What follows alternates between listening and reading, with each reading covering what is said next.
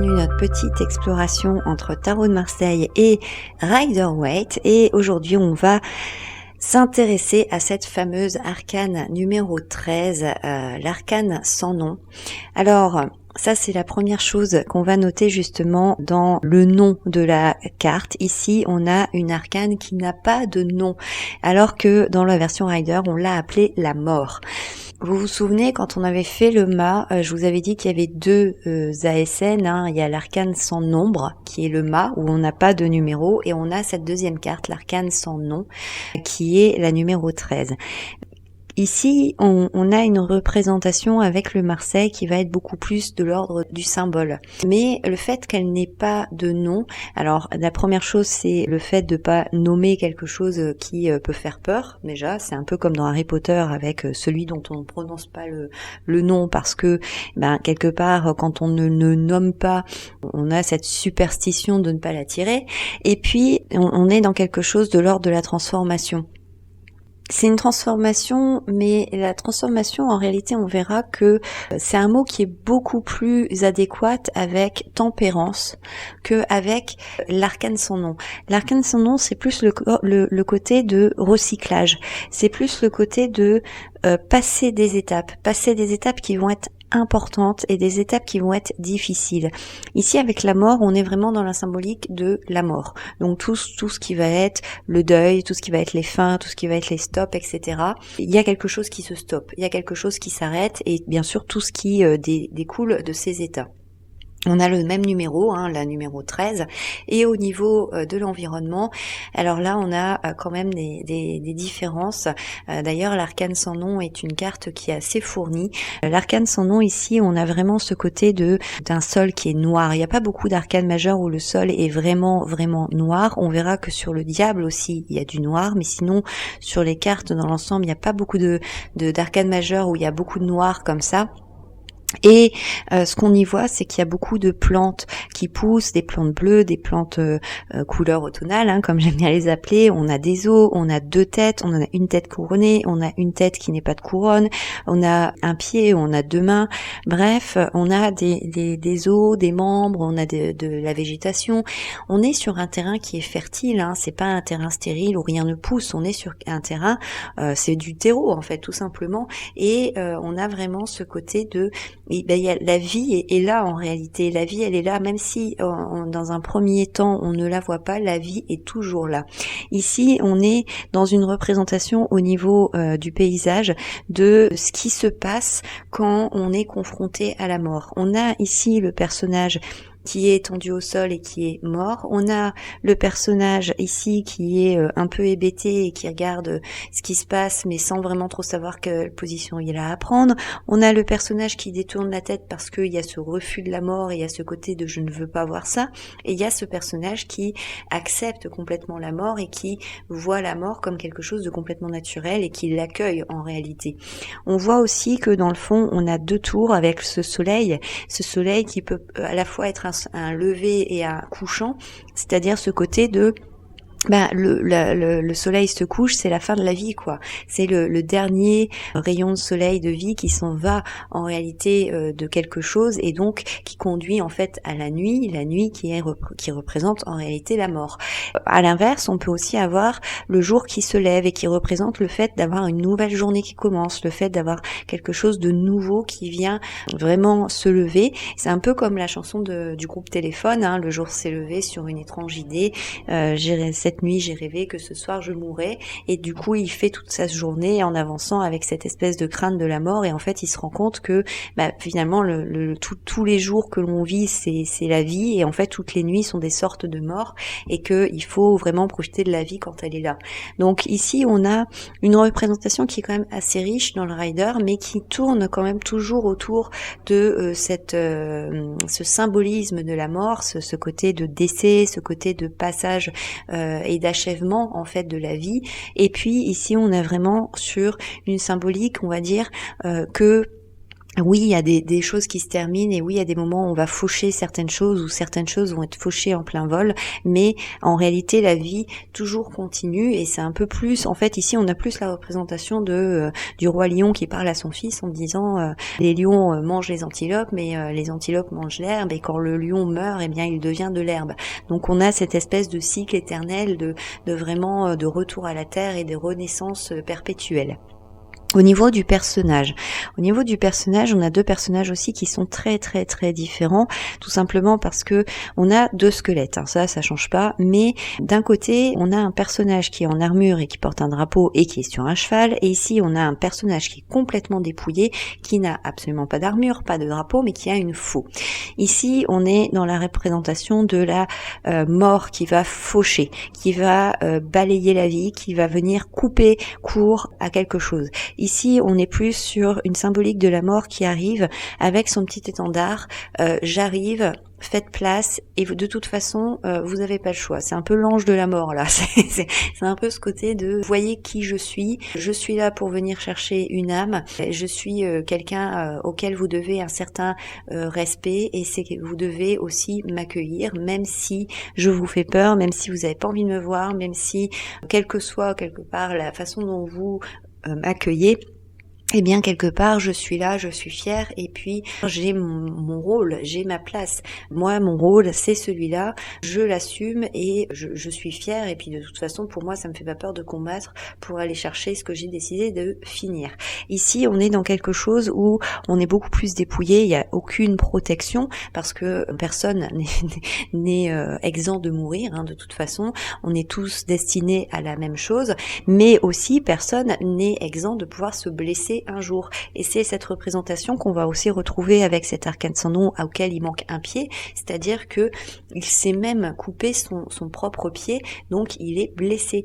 Et le fait de se couper aussi quelque chose, un pied, c'est aussi le fait parfois de couper quelque chose qui fait partie de soi.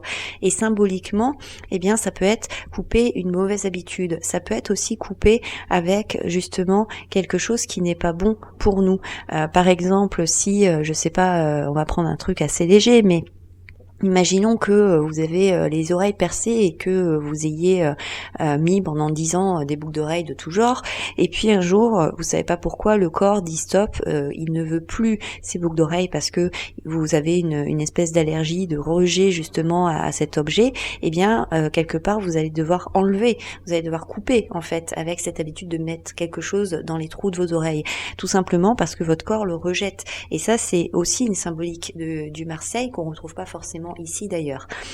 Ici, ce qui va être intéressant, c'est qu'il a vraiment cette faux qui montre qu'il va couper, cette faux qui montre que c'est quelque chose, une fois que c'est fait, c'est fait. D'ailleurs, prenez le jardinage, c'est un très bon exemple. Si vous allez tondre votre pelouse, une fois que votre pelouse elle est tondue, vous pouvez pas remettre les grains d'herbe sur votre pelouse, hein. C'est fait, c'est fait. Ça va être exactement pareil quand vous allez vous couper les cheveux chez le coiffeur. Si vous coupez vos cheveux, une fois qu'ils sont coupés, vous pouvez pas les recoller. Donc il y a un peu ce côté-là de quelque chose de très définitif. C'est quelque chose, il y a un avant l'arcane sans nom et il y a un après l'arcane sans nom. Et c'est quelque chose, on ne peut pas revenir en arrière. C'est intéressant aussi au niveau justement du corps physique. Et là, on va regarder un peu plus au niveau de la santé, mais vous savez, il y a des choses, par exemple, quand on a une tendinite, eh bien, en général, quand on a une tendinite, même si on la soigne très bien, on peut avoir ce côté d'avoir une tendance à revenir. Cette tendinite, elle peut vraiment revenir de manière cyclique, parce que mauvais temps, parce que une activité qui est pas adaptée, etc. Mais en fait, vous savez, il y a ce genre de truc où une fois qu'on l'a eu, ou comme un bouton de fièvre, par exemple, pour les gens qui ont ça, ou pour des gens qui ont des migraines aussi, ça peut marcher. Quand on en a eu une, ça revient pas forcément toutes les semaines, tous les mois, mais ça peut revenir quand même de manière assez cyclique. Et donc ici, il y a ce côté aussi, encore une fois, définitif. Quand on l'a eu une fois, alors on peut l'avoir d'autres fois. Et c'est là où j'essaye de vous expliquer ce côté définitif qu'on retrouve avec cette faux.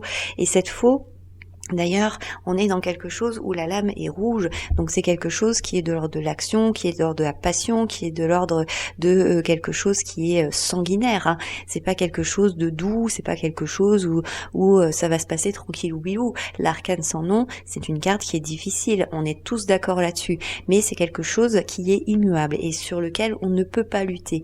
Ce qui est intéressant aussi, c'est que ici, finalement, le cheval blanc ne passe que au-dessus de la personne qui est déjà morte, mais les autres en face, finalement, sont en face du cheval. Ici, on a deux têtes. Une tête couronnée, une tête qui n'est pas couronnée, on a plutôt un homme et plutôt une femme. En réalité, ici, on a vraiment, et là c'est pareil, on a un homme, un enfant, une femme, un prêtre.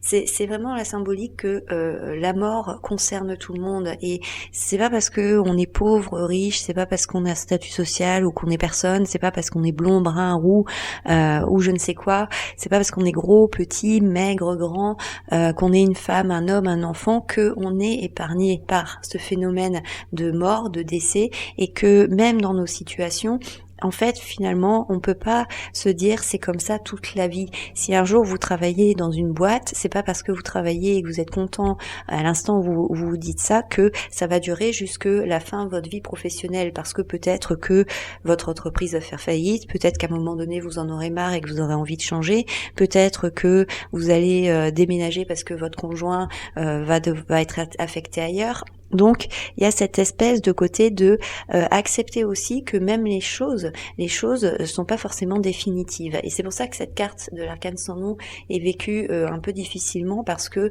il y a une espèce d'incertitude aussi de la vie qui apparaît sur cette carte. Alors, avec le tarot des sorcières, nous avons la représentation de la mort, donc qui est sur son cheval blanc avec justement l'armure et le drapeau. Et ici, on a cet enfant, en fait, qui vient apporter un bouquet avec les deux tours derrière. On a ce paysage un peu de sang, comme si on venait de passer un moment de combat ou ce genre de choses. Ici, on a un peu le personnage qui mixe un petit peu le prêtre ici, l'enfant là. On n'est pas dans un enfant qui se détourne complètement de la mort. Il lui donne un bouquet, il lui donne quelque chose, parce que quelque part, il accepte aussi que ça fait partie de la vie.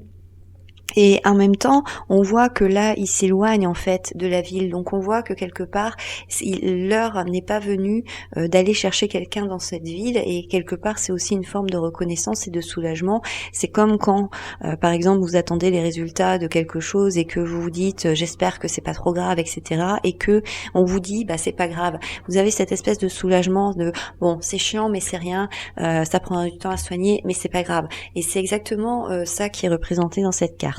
Avec le Tatou Tarot, on a une représentation encore différente, puisque on retrouve le symbolisme Rider aussi, avec les deux tours, avec le soleil. On a cet arcane sans nom, donc avec ce squelette, et on a une femme qui pleure avec ses roses. On a ce côté de la mort qui vient et qui met son doigt sur la bouche de la femme et qui lui fait comme si il essayait de la consoler en disant chut, c'est pas grave, ça va aller, c'est pas si important que ça. On voit quand même la tristesse de la femme, parce que cette femme, elle se rend compte en fait qu'il y a une fin qui est en train de se produire, il y a quelque chose qui est terminé et qui ne reviendra pas, donc ça provoque une émotion.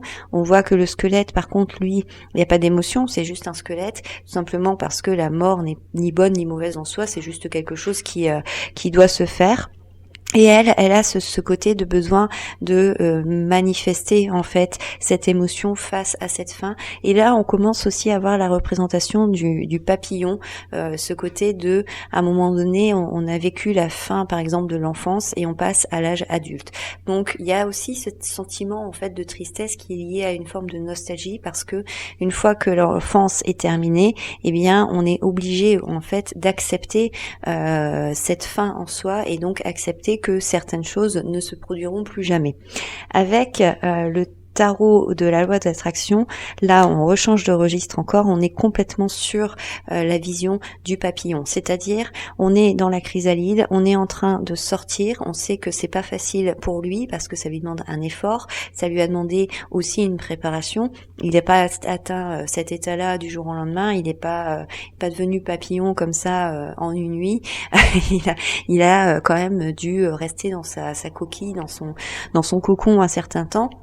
Déjà, il est passé par le stade de la chenille et ici, quelque part, il va aussi, dans cette représentation de l'arcane sans nom, on a cette représentation de un nouveau jour se lève avec un état qui va être complètement différent et donc aussi ce côté de, eh bien, il va falloir apprendre à vivre avec cet état complètement différent. Et c'est pour ça aussi que c'est toujours relié énormément au deuil, mais quand vous avez un décès de quelqu'un qui est proche, avec qui vous aviez beaucoup d'habitudes, avec qui vous faisiez beaucoup de choses, etc., ça laisse un vide, ça laisse un manque. Et c'est exactement le même vide que aura le cocon une fois que le papillon aura pris son envol. Il manque quelque chose, mais pour autant, vous pouvez pas rester accroché à ce cocon. Vous êtes obligé d'avancer, vous êtes obligé de faire votre vie, parce que vous pouvez pas rester juste à regarder ce cocon vide et à laisser passer la vie.